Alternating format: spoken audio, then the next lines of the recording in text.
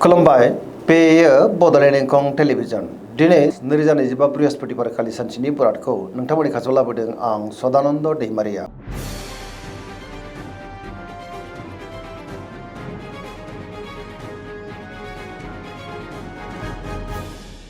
सिगां फरायनो लादों मेष राशि गिबि हांखो अ ल। दिनैनि साना जोबोर मोजां, गोसोखौ जोबोर गोजोननाय मोनगोन, सोरजोंबा बाख्नाय जानोबो हागौ।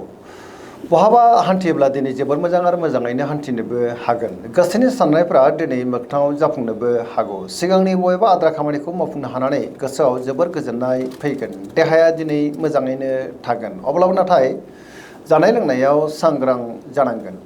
रांखावरियाव मोजां होनजायो, मोननो गोनांखौ दिनै मोननो हागौ।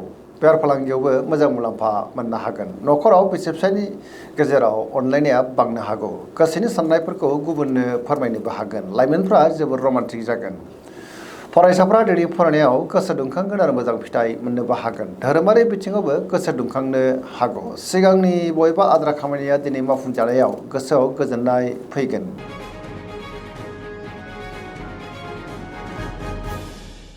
वृष राशि गिबि हांखो इ उ ब।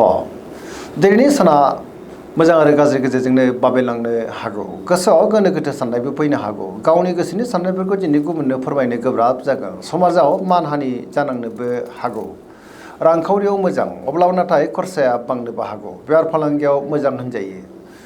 गुबुनजों मोजां सोमोन्दो लाखिनो दिनै गोब्राब जागोन। गोसोआव गोनो गोथो साननाय फैगोन। गोथों आरो गोग्गो साननो हानाय नङा। गियाननि आंखाल जानोबो हागौ। सोरजोंबा रायखोमा जानोबो हागौ। देहाया दिनै मोजाङैनो थागोन। लोगोफोरनिफ्राय हेफाजाबखौ मोननो नाथाय गोब्राब जानोबो हागौ आरो नेगेटिभ एनार्जिनि गोहोम गोग्लैनोबो हागौ।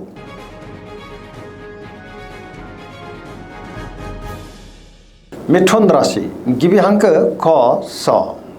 दिनैनि साना जोबोर मोजां, पजिटिभ एनार्जिनि गोहोम गोग्लैगोन। गोसोखौ दिनै जोबोर गोजोननाय मोनगोन। बहाबा दावबायनो एबा हान्थिनो खाबु मोननो हागौ आरो मोजाङैनो हान्थिनोबो हागोन।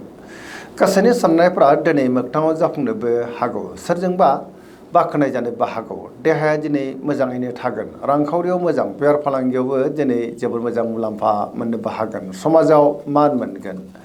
गोसोनि बोलोआबो बांनो हागौ। मावदांनाय खामानिफोरखौ दिनै गोरलैयैनो मावफुंनोबो हागोन। सोरबा लोगोनिफ्राय थोजासे हेफाजाब मोननोबो हागौ। गुबुननि थाखाय दिनै गोबां मोजां खामानि मावनानै होनोबो हागोन। लाइमोनफ्रा जोबोर खुसि जागोन। गावबा गावनि गोसोनि साननायफोरखौ दिनै फोरमायलायनोबो हागोन आरो पजिटिभ एनार्जिनि गोहोम गोग्लैगोन।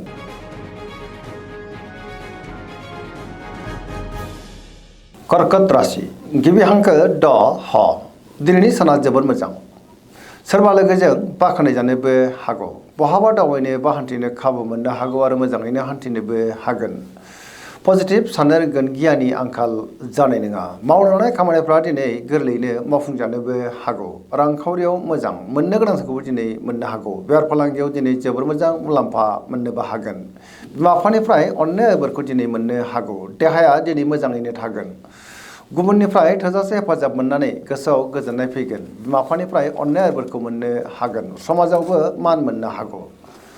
मोनफ्रोमबो खामानिखौनो दिनै मोजाङैनो मावफुंलांनो हागोन आरो पजिटिभ एनार्जिनि गोहोम गोग्लैगोन। फरायसाफ्रा फरायनायाव गोसो दुंखांगोन आरो मोजां फिथाइ मोननोबो हागोन।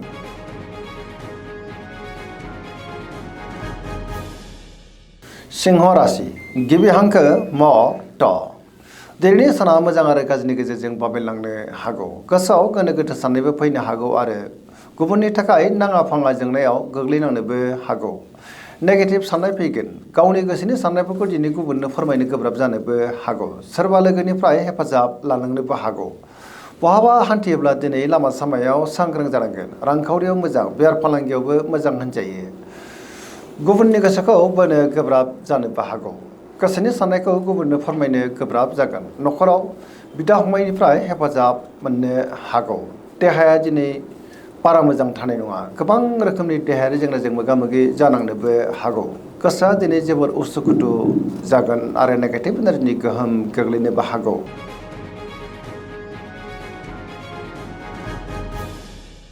कन्या राशि गिबि हांखो प ट। दिनैनि साना जोबोर मोजां। गोसोखौ जोबोर गोजोननाय मोनगोन। गोसोआव गोथों आरो गोग्गो साननाय फैगोन। गियाननि आंखाल जानाय नङा। सोरबा लोगोजों बाख्नाय जानानै गोसोआ दिनै जोबोर खुसि जागोन। मोनफ्रोमबो बिथिङावनो दिनै जाफुंसारनोबो हागौ। सिगांनि बबेबा आद्रा खामानिखौ मावफुंनो हानानै गोसोआव गोजोननाय फैगोन। रांखावरियाव मोजां, बेफार फालांगियावबो मोजां होनजायो। देहाया दिनै मोजाङैनो थागोन। गोबां खामानियाव दिनै मुखुबबो थानो हागौ। सोरबा मुंदांखा सुबुंजों बहाबा लोगो मोनज्लायनो हागौ। पजिटिभ एनार्जिनि गोहोम गोग्लैगोन। लाइमोनफ्रा जोबोर रमान्टिक जागोन आरो गावबा गावनि गोसोनि साननायफोरखौ दिनै फोरमायलायनोबो हागोन। फरायसाफ्रा दिनै फरायनायाव गोसो दुंखांगोन आरो मोजां फिथाइ मोननोबो हागोन।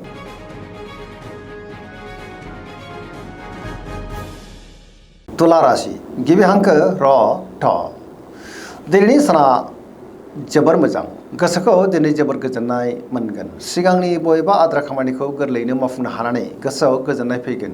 गोसोनि साननायफ्रा दिनै मोगथाङाव जाफुंनोबो हागौ। मावनो लानाय खामानिखौ थि समावनो आरो गोरलैयैनो मावफुंनोबो हागोन। देहाया दिनै मोजाङैनो थागोन। हरखाबै माबा नङा माबा मोनसे मोजां खौरांबो मोननो हागौ।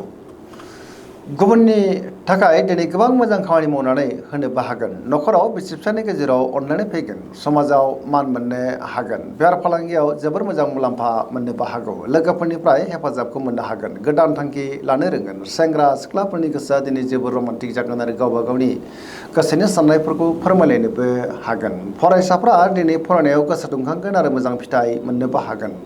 पजिटिभ एनार्जिनि गोहोम गोग्लैगोन। सरासनस्रायै दिनै साना जोबोर मोजां आरो मोजाङैनो बारग'लांगोन।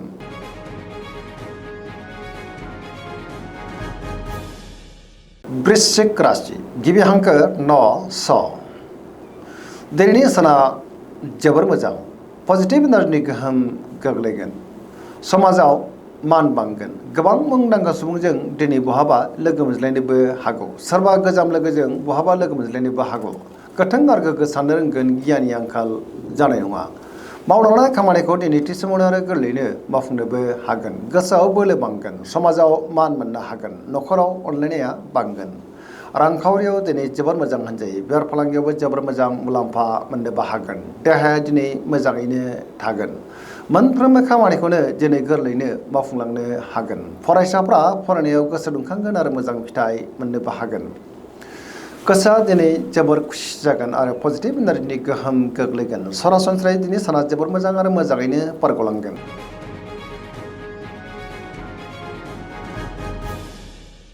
धनु राशि गिबि हांखो ध फ भ।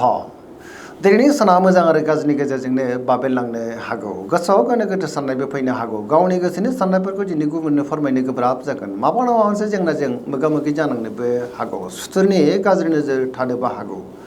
रांखावरियाव बारा मोजां नङा। नाङा फाङा दिनै खरसायाबो बांनो हागौ। आयनिख्रुइ खरसायासो बांसिन जानोबो हागौ। बेफार फालांगियाव बारा मोजां नङा होनजायो। खहा जानांनोबो हागौ।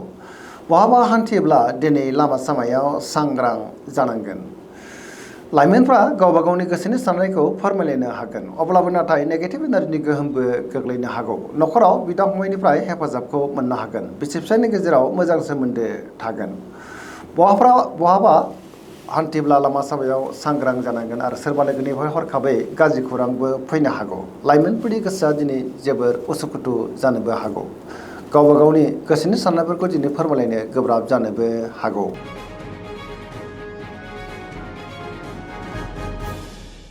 मकर राशि गिबि हांखो ख ज। दिनैनि साना मोजां आरो गाज्रिनि गेजेरजोंनो बाबेनलांनो हागौ। गावनि गोसोनि साननायफोरखौ दिनै गुबुननो फोरमायनो गोब्राब जागोन। मावनो लानाय खामानिखौ मावफुंनो हायोब्लाबो माबा नङा मोनसे गोरोन्थि मावफ्लांनोबो हागौ। रांखावरियाव बारा मोजां नङा। नाङा फाङा खरसाया बांनोबो हागौ। बेफार फालांगियावबो दिनै बारा मोजां नङा होनजायो। गोबां जेंनाजों दिनै मोगा मोगि जानांनोबो हागौ। गुबुनजों मोजां सोमोन्दो लाखिनो गोब्राब जागोन। मोनफ्रोमबो खामानियावनो दिनै सांग्राङै मावनांगोन। गोदान खामानियाव आखाइ होजेननो हानाय नङा। न'खराव बिदा फंबायनि हेफाजाबखौ मोननो हागौ। बिमा बिफानिफ्राय अननाय बोरखौ मोननो हागोन। सेंग्रा सिख्लाफ्रा दिनै जोबोर उसाव बादाव जानोबो हागौ। फरायसाफ्रा फरायनायाव गोसो दुंखांगोन आरो मोजां फिथाइ मोनगोन। धोरोमारि बिथिङावबो दिनै गोसो दुंखांनो हागौ।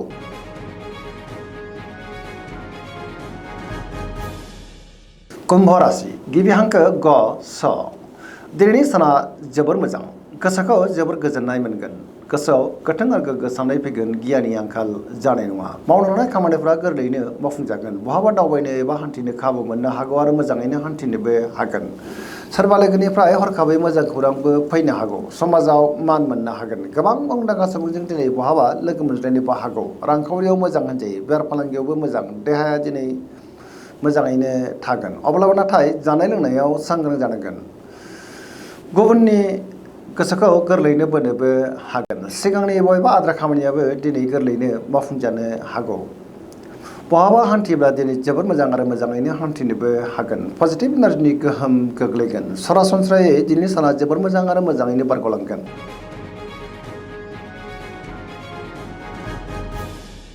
मीन राशि गिबि हांखो ड स दिनैनि साना जोबोद मोजां गुबुननि थाखाय दिनै गोबां मोजां खामानि मावनानै होनोबो हागोन गोसोआव पजिटिभ साननाय फैगोन गोथों आरो गोग्गो साननो रोंगोन गियाननि आंखाल जानाय नङा गावनि गोसोनि साननायफोरखौ गुबुननो फोरमायनोबो हागोन देहाया दिनै मोजाङैनो थागोन रांखावरियाव जोबोर मोजां होनजायो बेफार फालांगियावबो दिनै जोबोर मोजां मुलाम्फा मोननोबो हागोन सोरजोंबा बाख्नाय जानोबो हागौ लाइमोनफोरनि गोसोआ दिनै जोबोर रमान्टिक जागोन आरो गावबा गावनि गोसोनि साननायफोरखौ दिनै फोरमायलायनोबो हागोन फरायसाफ्रा दिनै फरायनायाव गोसो दुंखांगोन आरो मोजां फिथाइ मोननोबो हागोन धोरोमारि बिथिङावबो गोसो दुंखांनो हागौ सरासनस्रायै दिनै साना जोबोर मोजां आरो मोजाङैनो बारग'लांगोन दिनैनि राशि फरायनाय एसेनोसै जोबनायाव बेखौनो खावलायो जाहाथे नोंथांमोना सानफ्रामबो जोंनि बे बड'लेण्ड इंखं टेलिभिजनखौ नायबाय थायो आरो साबस्क्राइब खालामो लोगोसे लाइक खालामो आरो शेयार खालामो एसेनोसै गोजोन्थों